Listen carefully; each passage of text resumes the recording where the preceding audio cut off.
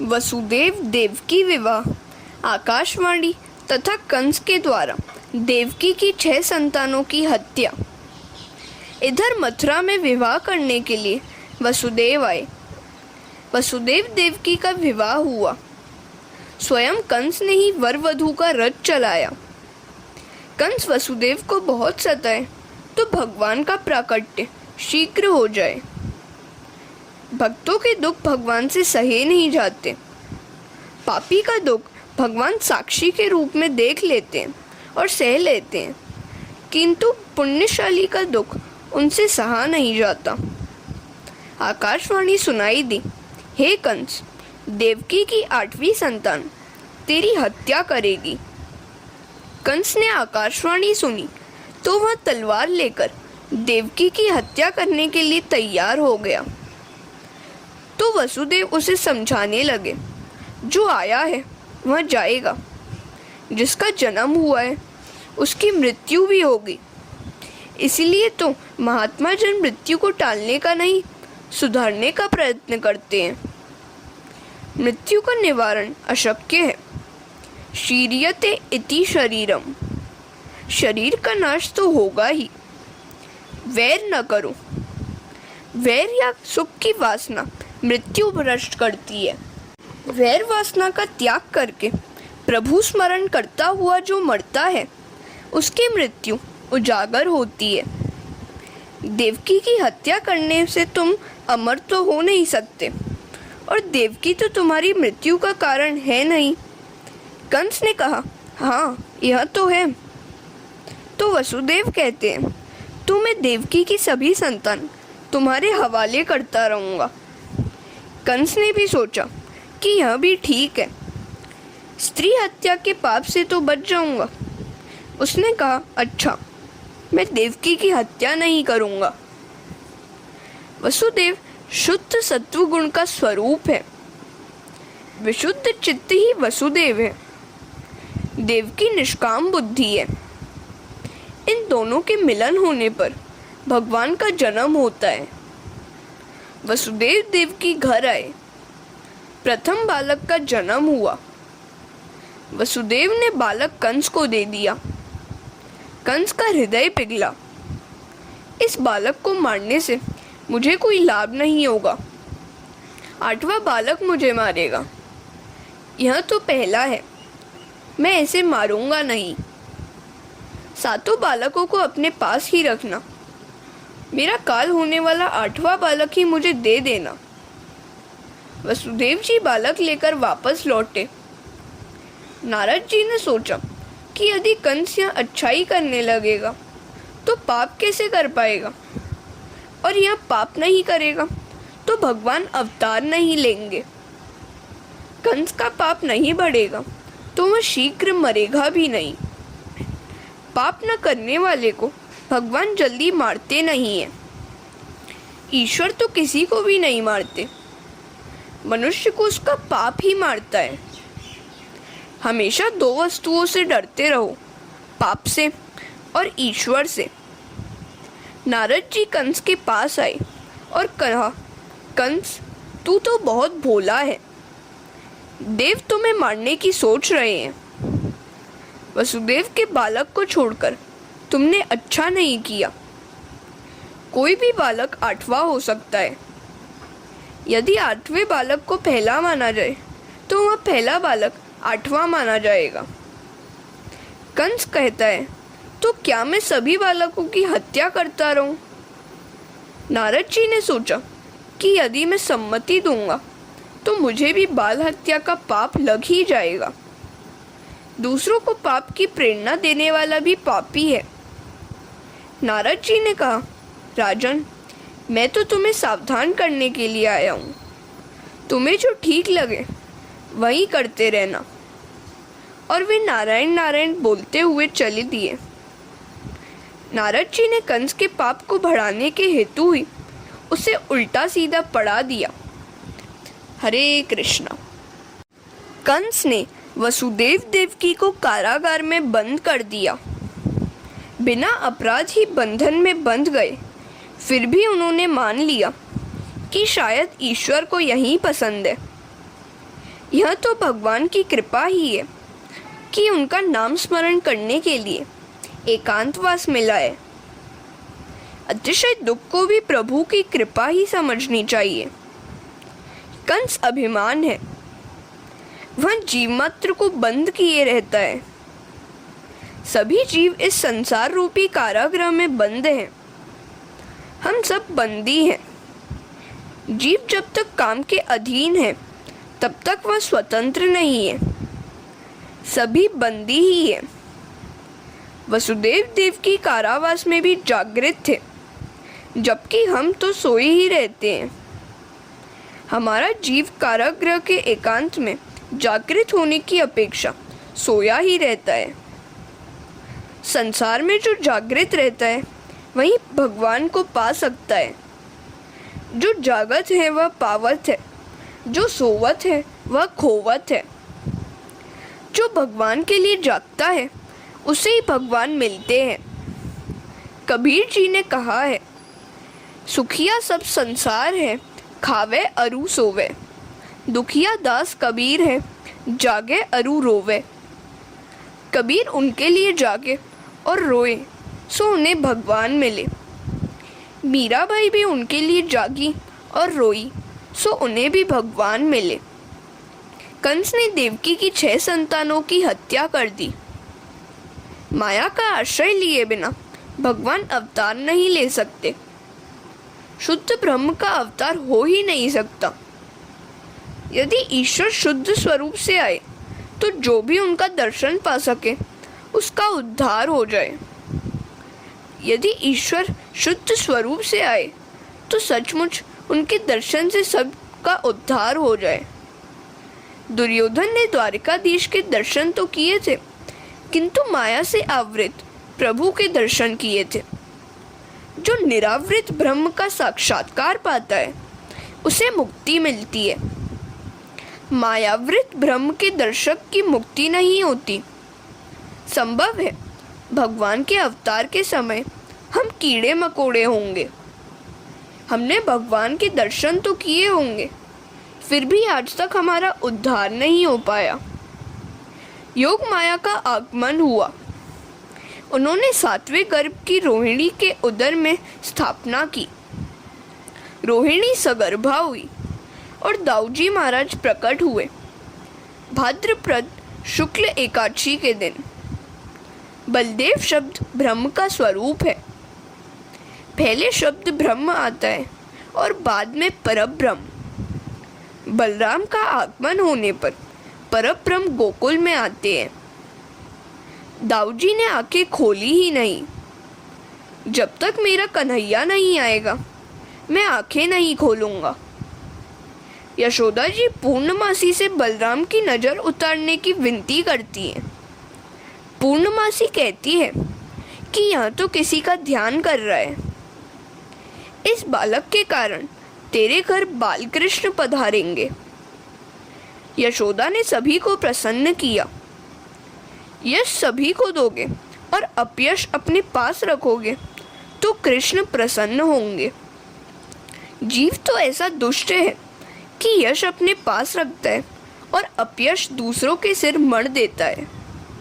यशोदा मतलब यश ददाती इति यशोदा। जो दूसरों को यश देती है वह यशोदा है। जो सभी को आनंद देता है वही नंद है। हरे कृष्णा। विचार, वाणी, वर्तन, सदाचार से जो अन्य को आनंद देता है उसी के घर भगवान पधारते हैं। जो सभी को आनंद देता है उसी को परमानंद मिलता है। नंद बाबा ने सभी को आनंद दिया, सो उनके घर परमानंद प्रभु आ गए। सभी गोपाल शांडिल्य ऋषि के पास आए। महाराज, कुछ ऐसा कीजिए कि नंद जी के घर पुत्र का जन्म हो। शांडिल्य के कहने पे सभी एकादशी का व्रत करने लगे। एकादशी महाव्रत है। एकादशी के दिन पान सुपारी खाना या सोना भी निषिद्ध है। थोड़ा सा फलाहार ही किया जा सकता है। कई लोग साबूदाना आदि भरपेट खाते हैं। आलू आदि खाने पर अन्न दोष तो नहीं होता है, किंतु एकादशी व्रत का पुण्य भी नहीं मिलता है। अगले दिन क्या खाएंगे, यह सोच विचार एकादशी के दिन करने से व्रत भंग होगा। एकादशी के दिन तो भगवत स्मरण ही करना चाहिए।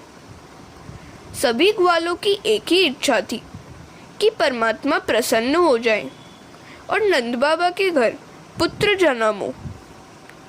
भाद्रपद शुक्ल एकादशी से सभी गोकुलवासी निर्जला एकादशी आदि व्रत करने लगे। सो भगवान गोकुल में पधारे। बालकों ने भी व्रत किया। सो वे कहते हैं कि हमारे व्रत के कारण ही कन्हैया आए। कन्हैया तो सबका है। नंद महोत्सव में सारा गांव आनंद में नाच रहा था। सभी को लगता है कि कन्हैया उसका है। सारे गांव ने व्रत जो किया था, सुखदेव जी वर्णन कर रहे हैं। इधर देवकी ने 8वां गर्भ धारण किया तो उधर कंस ने सेवकों को सावधान कर दिया, मेरा काल आ रहा है। सेवकों ने कहा, हम तो सदा जागते ही रहते हैं, हम चौकन्ने ही रहते हैं। बालक का जन्म होते ही आपको समाचार दे देंगे। देवगण देवकी गर्भवासी भगवान नारायण की प्रार्थना करते हैं। आप तो सच्चे स्वरूप त्रिकला बाधित है। अपने वचन सत्य करने के हेतु आप पधार रहे हैं। अनेक विद्वानों की अधोगति हमने देखी है, किंतु जो व्यक्ति आपकी लीलाओं का स्मरण और आपके नाम का जप करता है, उसकी कभी अधोगति नहीं होती। नाथ, आप कृपा करें। देवों ने देवकी को भी आश्वासन दिया। 9 मास परिपूर्ण होने को आए। मन, बुद्धि, पंच प्राण आदि की शुद्धि हुई है। इन सब की शुद्धि होने पर परमात्मा के दर्शन की आतुरता बढ़ती जाती है। ईश्वर के दर्शन बिना चैन नहीं आता। अतः जीव तड़पता है और अतिशय आतुर होता जाता है, और तभी भगवान अवतार धारण करते हैं। हरे कृष्णा।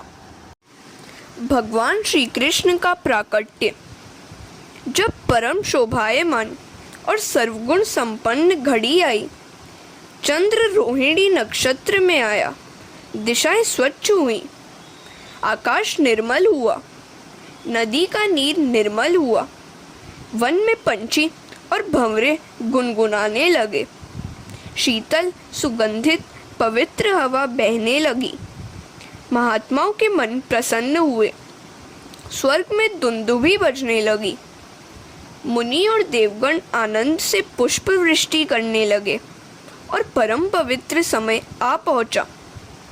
श्रावण मास के कृष्ण पक्ष की अष्टमी की मध्य रात्रि का समय संपन्न हुआ और कमल नयन चतुर्भुज नारायण भगवान बालक का रूप लेकर वासुदेव देवकी के समक्ष प्रकट हुए। भगवान ने अपने श्रीहस्तों में शंख, चक्र, गदा और पद्म धारण किए हैं। चारों ओर प्रकाश बिखर गया। उनका चतुर्भुज स्वरूप यह बताता है कि उनके चरणों की शरण लेने वालों के चारों पुरुषार्थ सिद्ध करेंगे वे। जो भक्त अनन्यता से मेरी आराधना करता है, उसके धर्म, अर्थ, काम, मोक्ष अर्थात चारों पुरुषार्थ मैं सिद्ध करता हूँ और उसकी हर प्रकार से रक्षा करता हूँ। संपत्ति और संतति का सर्वनाश हो गया था, फिर भी वसुदेव देवकी दीनता पूर्वक ईश्वर की आराधना करते हैं। प्रभु ने कहा, मेरे चतुर्भुज स्वरूप का दर्शन कर लीजिए और 11 वर्ष तक मेरा ध्यान करते रहिए, मैं अवश्य आपके पास आऊँगा। भगवान का चतुर्भुज स्वरूप अदृश्य हो गया और 2 छोटे छोटे हाथों वाले बाल कन्हैया प्रकट हुए। बाल कन्हैया लाल की जय। प्रभु प्रत्यक्ष प्रकट हो जाए, फिर भी ध्यान की तो आवश्यकता बनी ही रहती है। ज्ञान दीप प्रकट होने के बाद भी एकाध इंद्रिय द्वार खुला रह जाने पर विषय रूपी पवन प्रविष्ट होकर ज्ञान दीप को बुझा देता है।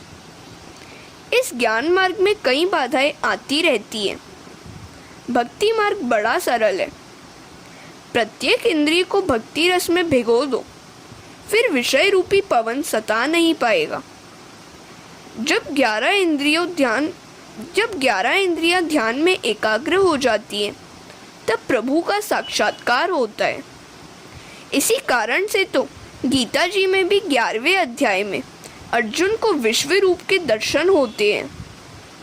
प्रभु ने कहा है, मुझे गोकुल में नंद बाबा के घर छोड़ाइए। वसुदेव ने उन्हें टोकरी में बिठाया, किंतु बाहर कैसे निकला जाए? कारागृह के द्वार बंद है और बंधन भी टूटते नहीं है। किंतु जो ही टोकरी सिर पर उठाई, सारे बंधन टूट गए। मस्तक में बुद्धि है। जब बुद्धि ईश्वर का अनुभव करती है, तब संसार के सारे बंधन टूट जाते हैं। जो भगवान को अपने मस्तक पर विराजमान करता है, उनके लिए कारागार के तो क्या, मोक्ष के द्वार भी खुल जाते हैं। हाथ पांव की बेड़ियां टूट जाती हैं। नदी की बाढ़ भी थम जाती है। जिसके सिर पर भगवान है, उसे मार्ग में विघ्न बाधा नहीं सता सकते। मात्र घर में आने से नहीं, मन में भगवान के आने पर ही बंधन टूट जाते हैं। जो व्यक्ति वसुदेव की भांति श्री कृष्ण को अपने मस्तक पर विराजमान करता है, उसके सभी बंधन टूट जाते हैं। कारागृह के सांसारिक मोह के बंधन टूट जाते हैं, द्वार खुल जाते हैं। अन्यथा यह सारा संसार मोह रूप कारागृह में ही सोया हुआ है। वसुदेव जी कारागृह में से बाहर आए। दाऊ जी दौड़ते हुए आए। शेषनाग के रूप में बालकृष्ण पर छत्र धारण किया। यमुना जी को अत्यंत आनंद हुआ। दर्शन की तृप्ति भी पा रही थी। मेरे प्राणनाथ से मिलना है। यमुना में जल भर गया। प्रभु ने लीला की। टोकरी में से अपने पाँव बाहर की ओर बढ़ा दिया। यमुना जी ने चरण स्पर्श किया और कमल भेंट किया।